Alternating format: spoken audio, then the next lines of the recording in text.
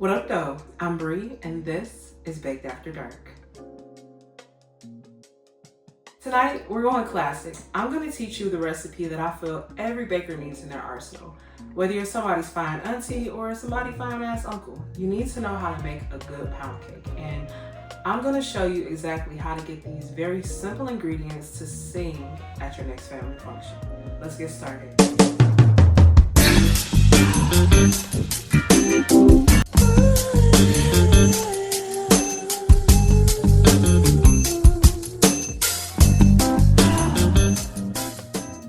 Shout out to my homegirl Q for buying me this lovely bakery free apron. The ingredients for pound cake are relatively simple. The name itself actually comes from the original recipe, only requiring 1 pound of each ingredient. Butter, sugar, eggs, flour, milk, and a little bit of salt. And tonight, I'm gonna also give you a couple pointers on how to take this very basic recipe and freak it out yourself.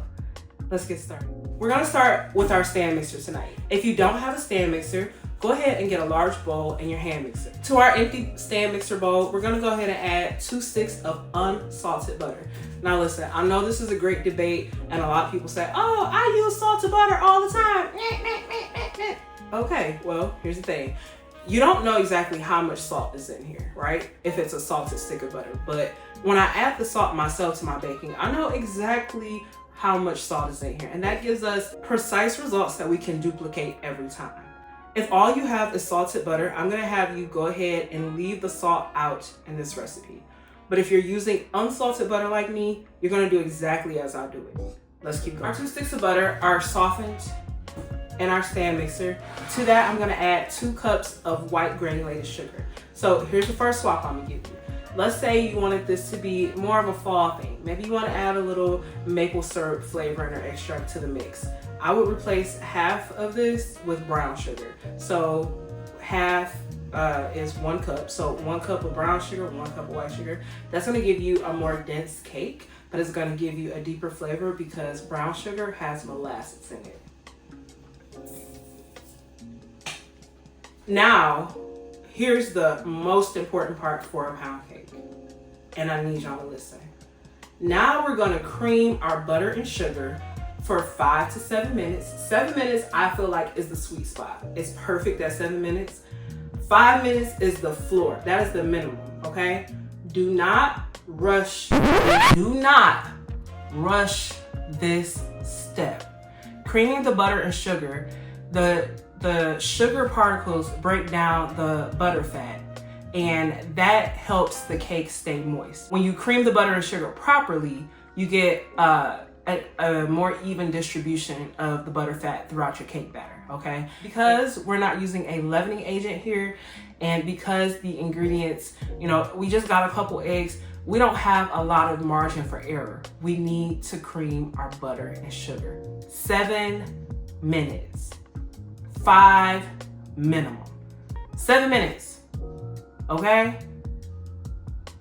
So if you make this cake and your cake is dry and you didn't cream 7 minutes, don't come in my comments talking shit about how my recipe ain't shit, because bitch, you ain't shit.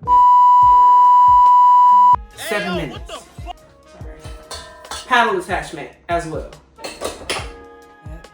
That's where people like to stop. This is like 2 minutes of creaming. It's not enough.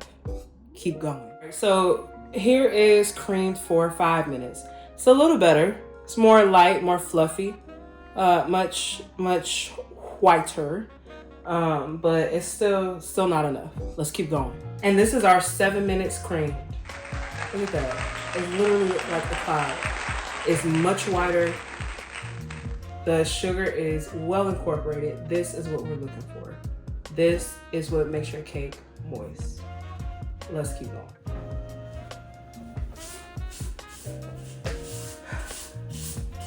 I'm gonna scrape our bowl again before we get to adding our eggs. Next, we're gonna add 4 room temperature eggs, one at a time. Make sure that the eggs are well incorporated after each addition. So we're gonna add 1, let it mix, add the second, let it mix, so on and so forth until we get all 4 eggs well incorporated into our butter and sugar mixture. All right, that was 2. That's all right. I'm gonna stop and scrape. Now once we have our eggs, butter, and sugar in a homogeneous mixture, I'm gonna go ahead and add a tablespoon of vanilla extract. You can add 2 teaspoons if you would like. I like mine very vanilla-y, so I add a whole tablespoon. So now here's the fun part. This is 3 cups of all-purpose flour sifted. If you want to use cake flour, you absolutely can. If you want to use cake flour and you don't want to buy that kind with the bird on it from the store that I think is way overpriced, you can make your own by replacing 2 tablespoons of flour with 2 tablespoons of cornstarch, making sure you sift it, always sift it, so that you have a lighter, more tender crumb. But in this case, if all-purpose is all that you have, that's completely fine. You're still gonna have a delicious cake. To our 3 cups of sifted all-purpose flour, I cannot stress this enough. There's another step you do not want to skip. Don't skip sifting. It's super important. It affects your crumb. Unsifted flour is going to give you a heavier crumb. You still want it to be light and tender and airy. Please sift your flour, and to it add 1 teaspoon of salt. Unless you use salted butter, then don't do this, because otherwise you're just gonna have a sweet salty mess and ain't nobody gonna want your cake. Then you're gonna be like, oh Bree, you fucked me up, you gave me this bad cake recipe, when in fact I told your ass don't use no salted butter, didn't I? See, hard-headed. So right now what we're gonna do is alternate our dry and our wet ingredients. What I'm gonna do is I'm gonna get my mixer started at the lowest speed, and I'm gonna add about 1/3 of my dry ingredients. Once that's well incorporated, I'm gonna add half of my buttermilk. This is full fat buttermilk at room temperature. If you don't have buttermilk, use regular milk and get some lemon juice or some vinegar. You need 1 tablespoon.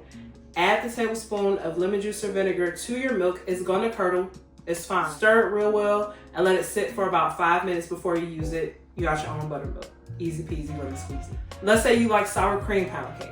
Instead of a cup of buttermilk, you're going to use 3/4 cup of sour cream. All of these substitutions are available in my pound cake playbook that's available on bakewithbrie.com/shop. The playbook not only includes a written form of this recipe, but all the substitutions that I talk about and some tips and tricks that I don't necessarily mention in this episode. I'm going to put a link to the playbook down in the description. Y'all go ahead and snag it while it's on sale. It's $5 instead of the normal $9.99. And I promise you, you want this playbook. So I'm going to add 1/3 of my flour.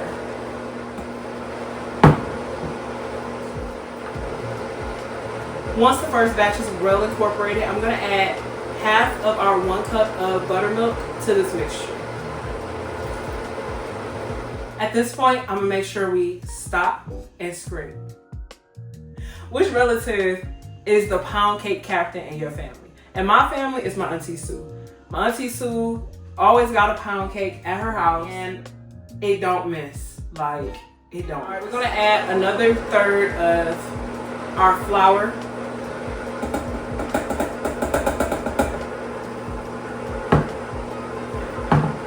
Whenever you're alternating ingredients, especially in a cake, you want to start with dry and end with dry. At this point, since we started adding flour, we want to make sure that we don't overmix our cake.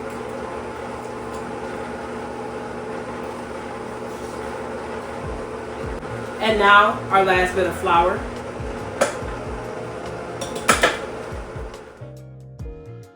All right, so our batter is all ready to go. Our oven is preheated to 325 degrees. Do not preheat your oven to 350. Do not bake your cake at 350.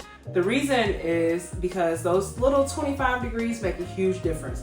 At 350, your cake is gonna cook much faster on the outside than it does on the inside, and then you'll get like either burnt on the outside or kind of dry, or it's just done in the middle. And listen, you want to take your time, bake this low and slow. So we're at 325. We're gonna bake it for about 60 to 75 minutes. So that's an hour to about an hour and 15 minutes, depending on your oven. Or until when you stick a toothpick or a cake tester in, it comes out clean. Key is 60 minutes is around the sweet spot, and you might have to increase from there. You usually don't have to decrease that bake time unless you increase the temperature, which I cannot stress enough. Don't do that shit. Don't do it. Not 350. Listen, I know, black people, my people, I know you. take the oven off 350. Go ahead. And don't put this shit in there until it gets down to 325, please. Okay? I'll wait. I'll wait, because I know you. I know you put that shit at 350. And I'm saying don't do that, okay? All right, thank you. Wilton is gonna tell you that this pan is non-stick, okay? I'm not gonna say that they're liars. I'm just gonna say I don't trust it, okay? So I'm going to coat my pan with butter and flour. Now, if you have Baker's Joy or pan with flour or shortening, that'll work just fine. But in this house, this is gonna do the trick. And I'm making sure that I get, what is this called? The tube? I think this is called the tube. Get the tube. Get the tube room. I like to get the tube first because that's the worst. Like if your cake sticks there, it's gonna tear it up. So you want to make sure your tube is well lubed. Well lubed tube. Well lubed tube. Well lubed tube. Well lubed tube. And you also want to make sure that you bring it all the way up to the end of the pan. Like, we want a clean release. A full, clean release. The good thing about these dark pans is you'll be able to see where your butter is too light, especially once you flour it. Just a little bit of flour, and we're just going to tap it around the pan. Making sure that we get, like, the upper rim. I know I'm spilling it on myself. It's okay. I've had worse. Girl, what the fuck? When it's all said and done, your pan should look something like this. You see? You see it? Are my arms long enough? See how easy this came together? Listen, if you don't have a rubber spatula, get you one. We getting all this motherfucking batter. Eggs is too goddamn expensive. And so is butter. We ain't leaving no money on the table or in the mixing bowl.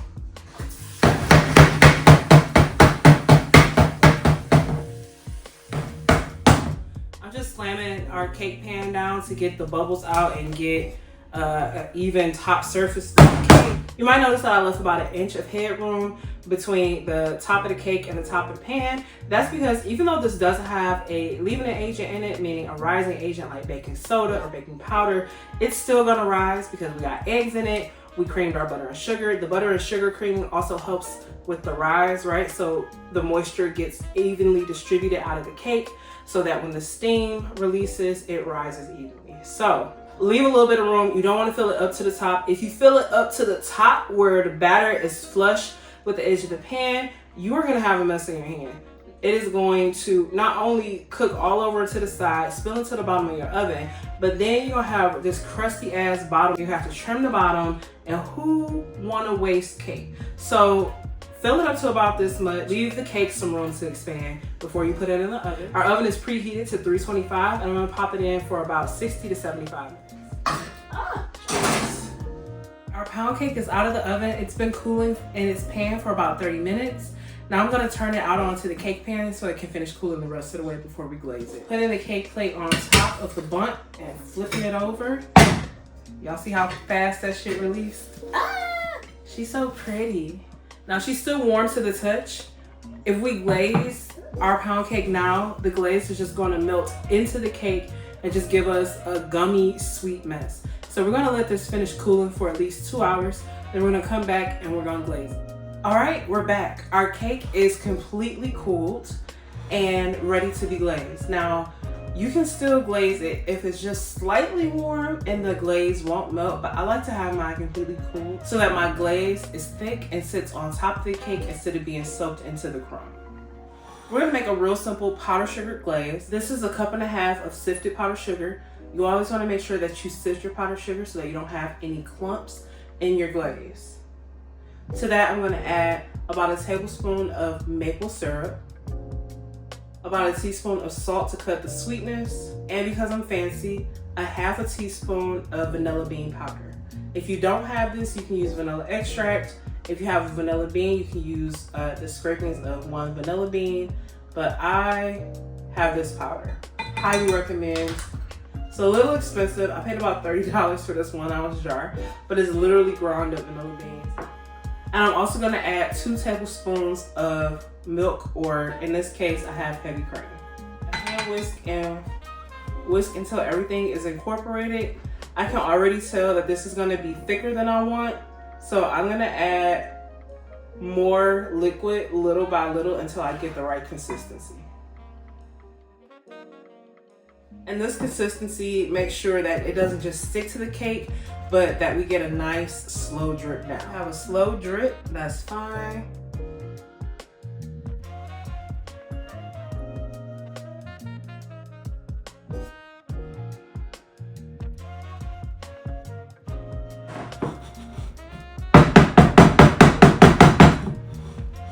And I'm just tapping the cake to make the glaze work itself down. I'm just guiding the glaze down the cake. I don't think it's anything worse than when you see a glazed pound cake sitting in just a pool of its own glaze, getting all soggy at the bottom. Nobody want that shit. Or maybe y'all do. I don't want that shit. So I like my glaze to be a little thick, you know, like I like my men. That way, you know, you can guide them where they need to go. The glaze, not the men.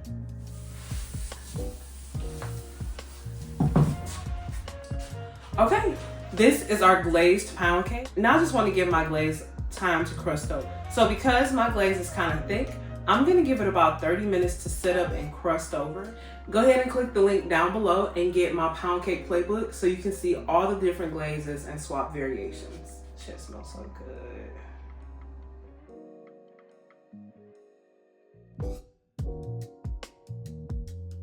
And just like every good auntie needs a pound cake, every good auntie needs a cake plate. Because how else are we going to keep this out on the counter safely? Look at this pretty ass pound cake slice. The crumb is tender and delicate. The cake is baked all the way through. You don't see any streaks of undone or underdone cake.